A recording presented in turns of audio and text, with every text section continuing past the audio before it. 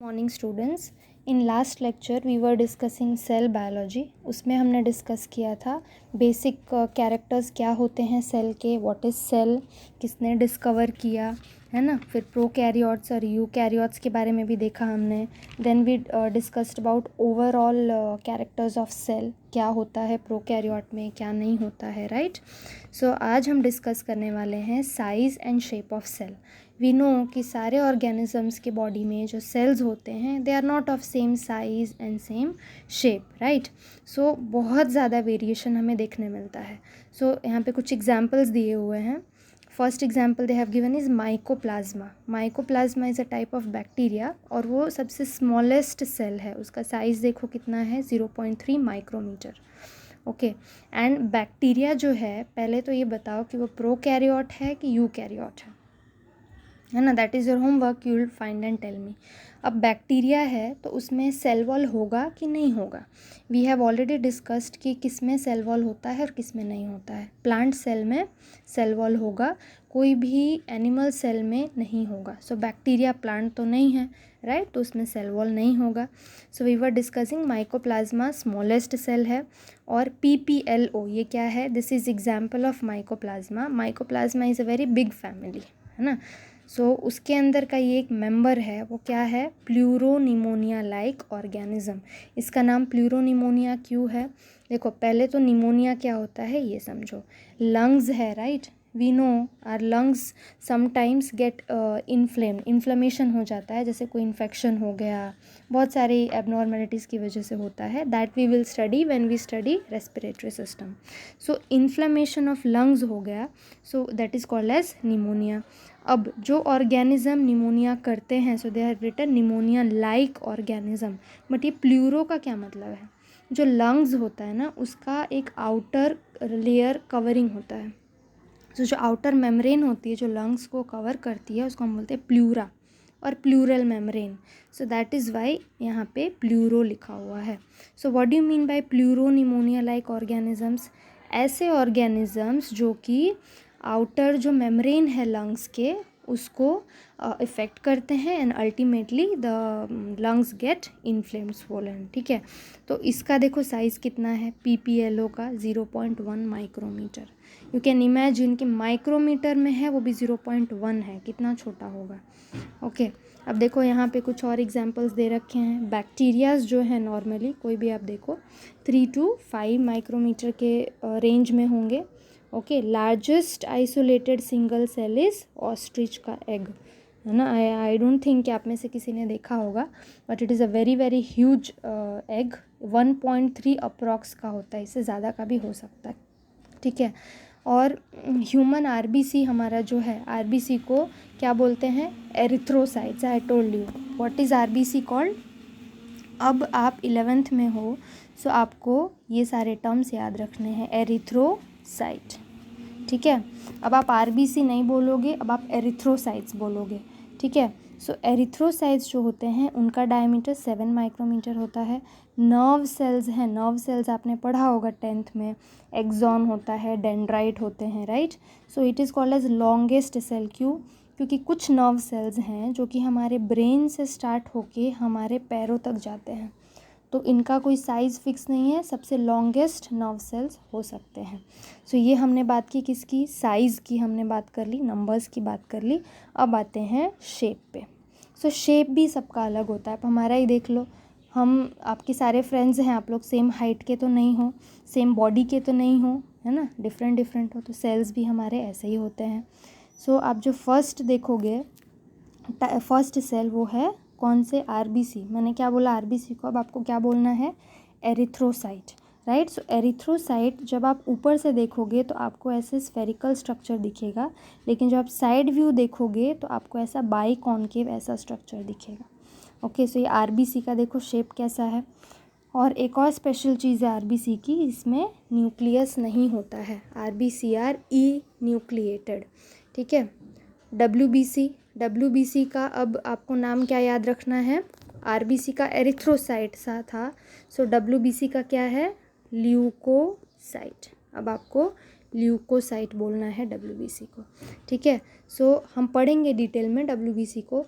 तो you can see कि सारे WBC में आपको अलग अलग शेप दिखेंगे, है ना, अलग अलग शेप है, इसीलिए हम इसको क्या बोल रहे हैं, amoeboid cell. You know amoeba, right. So जब हम अमीबा ड्रॉ करते हैं तो उसका कोई फिक्स शेप नहीं ड्रॉ करते, हम कैसे भी ड्रॉ कर देते हैं, कैसे भी हम अमीबा को ड्रॉ कर देते हैं। सो दैट इज़ अमीबॉइड शेप। इसमें डिफरेंस क्या होता है, WBC में न्यूक्लियस डिफरेंट होता है हर एक टाइप के WBC में और हर एक टाइप के ल्यूकोसाइट में। That we will discuss when we will study this in detail, ठीक है। इसका बाइकॉनकेव एंड स्फेरिकल शेप हो गया, इसका एमीबॉइड हो गया, इसका देखो कॉलमनार है, ये कॉलम की तरह दिख रहा है इसलिए इसको कॉलमनार एपिथीलियम बोलते हैं। सो इसका फंक्शन क्या होता है, यू कैन सी कि लॉन्ग है, ओके। इसका फंक्शन होता है कि ये बहुत सारा डाइजेस्टिव जूस सेक्रीट करता है, मतलब हमारे डाइजेस्टिव सिस्टम में मोस्टली ये प्रेजेंट होगा और इसका काम होगा different types of enzyme secrete करना, और उसके बाद जब फूड डाइजेस्ट हो जाए तो उसमें से जो भी न्यूट्रिएंट्स होंगे that nutrients would be absorbed by columnar epithelium. So यहाँ पे देखो शेप अलग अलग है और साथ में फंक्शन भी अलग अलग है, इट्स नॉट दैट कि सिर्फ शेप अलग है, ठीक है। सो अब तक हमने 3 देख लिए, now let's come to 4th one, nerve cell, है ना। हमें ऑलरेडी हमने पढ़ लिया है, आई थिंक 10th में पढ़ा होगा आपने, एक्सॉन है, डेंड्राइट्स प्रेजेंट होते हैं नर्व सेल्स में।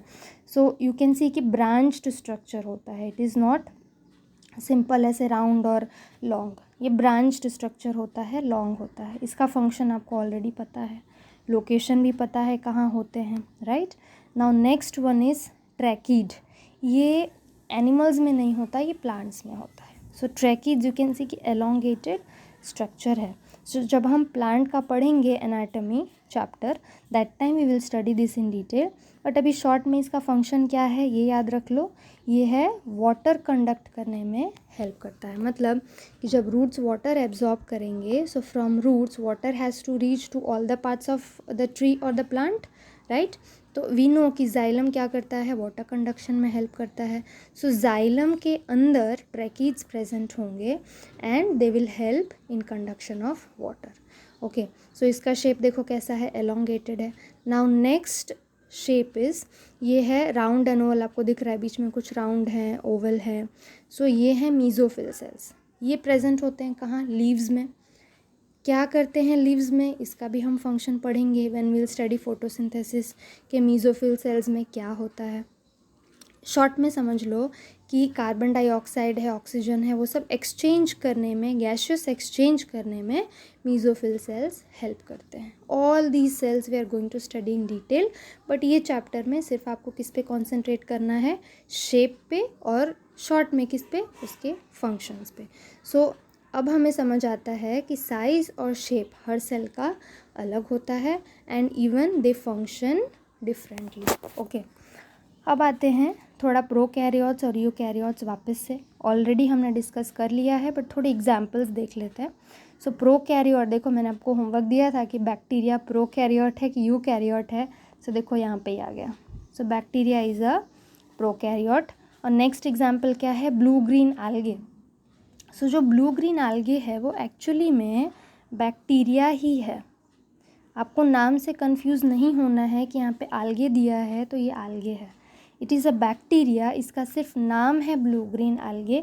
ये भी हम डिटेल में पढ़ेंगे, ठीक है। जब हम 5 किंगडम क्लासिफिकेशन पढ़ेंगे then we will study this also in detail. फिर एक और एग्जाम्पल माइकोप्लाज्मा, हमने ऑलरेडी पढ़ लिया क्या है माइकोप्लाज्मा। PPLO क्या है, what is full form PPLO का, हमने पीछे पढ़ा क्या था, देखो देखो क्या था, प्लूरोनिमोनिया लाइक ऑर्गेनिज्म, याद रखना है, ओके। नाउ सी, स्मॉलर होते हैं कौन से सेल्स, प्रोकैरियोटिक, वो फास्टर मल्टीप्लाई करते हैं देन यूकैरियोट्स।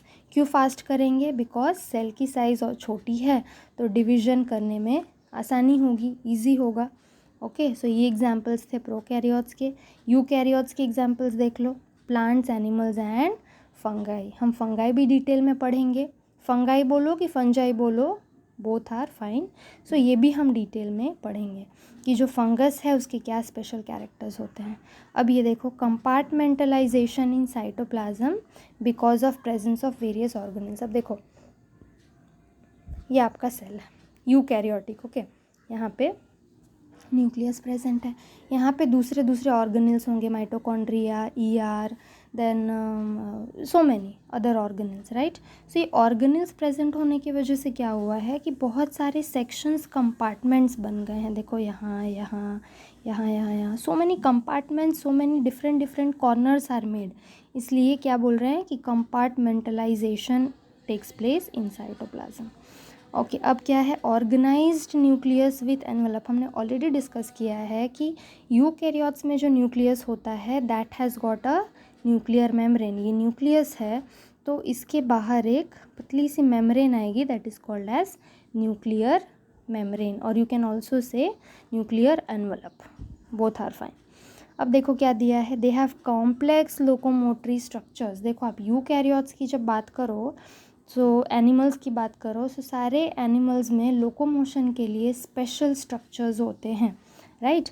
सो हम डिस्कस करेंगे क्या स्पेशल स्ट्रक्चर्स। प्लांट में लोकोमोशन होता है, सोचो, सोच के बताना। साइटोस्केलेटन स्ट्रक्चर, साइटोस्केलेटन का मतलब क्या होता है कि एक्सटर्नल बॉडी का जो दिखता है, morphology, morphology means what you can see. So cytoskeleton मतलब बॉडी जिस चीज़ की बनी हुई है, द स्ट्रक्चर, ठीक है। सो बॉडी का जो एक्सटर्नल स्ट्रक्चर है वो, सो सब में अलग अलग होता है। सपोज आप एनिमल में कॉकरोच की बात करो, सो घर पे अगर कभी कॉकरोच दिखे तो यू कैन जस्ट सी कि कॉकरोच की जो ऊपर की बॉडी होती है ना, वो थोड़ी शाइनी होगी, ठीक है। और कॉकरोच को आप ऐसे उल्टा करके देखोगे स्टमक के साइड, पीछे के साइड, बेली के साइड, यू विल सी कि अलग चीज़ का बना हुआ है ना। सो साइटोस्केलेटन का स्ट्रक्चर भी अलग अलग होता है। This also we will study in detail. अब क्या दिया है, genetic material is organized into chromosome. What is genetic material, आपको पता होगा। जेनेटिक मटीरियल में आरएनए और डीएनए होता है ना। जेनेटिक मटीरियल हम डीएनए को कंसिडर करते हैं बिकॉज एक जनरेशन से दूसरे जनरेशन में इंफॉर्मेशन लेके जाता है डीएनए। अब इन्होंने क्या बोला है कि genetic material is organized into chromosome. So see what happens, this is your cell, here is nucleus. So nucleus के अंदर आपको क्रोमोसोम्स मिलते हैं। Chromosomes are thread like structures, और क्रोमोसोम्स के ऊपर ही क्या होगा, properly well organized nucleus present होगा।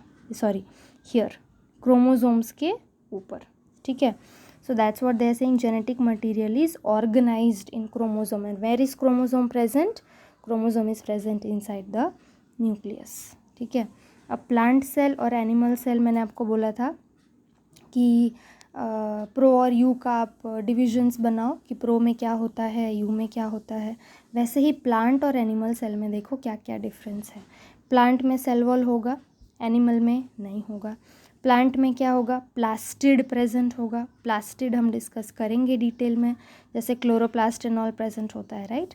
लार्ज सेंट्रल वैक्यूल प्रेजेंट होगा, मतलब कि आप जब प्लांट सेल का स्ट्रक्चर देखोगे तो बीच में ऐसा एक वैक्यूल प्रेजेंट होगा। वो क्या करता है, एक्सचेंज एंड ऑल में हेल्प करता है, वो भी हम डिटेल में पढ़ेंगे। बट ये वैक्यूल है वो सिर्फ प्लांट्स में होगा, एनिमल्स में नहीं होगा। यहाँ पे देखो लिखा ही है, these are absent in animals.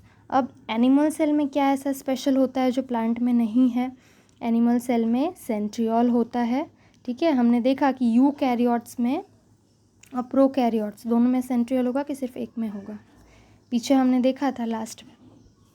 Okay, तो अब आपको याद रखना है कि जो सेंट्रियोल होता है वो किस में होता है, सिर्फ एनिमल में होता है, मतलब यूकैरियोट्स में होगा, लेकिन प्लांट में नहीं होगा, सिर्फ एनिमल्स में होगा।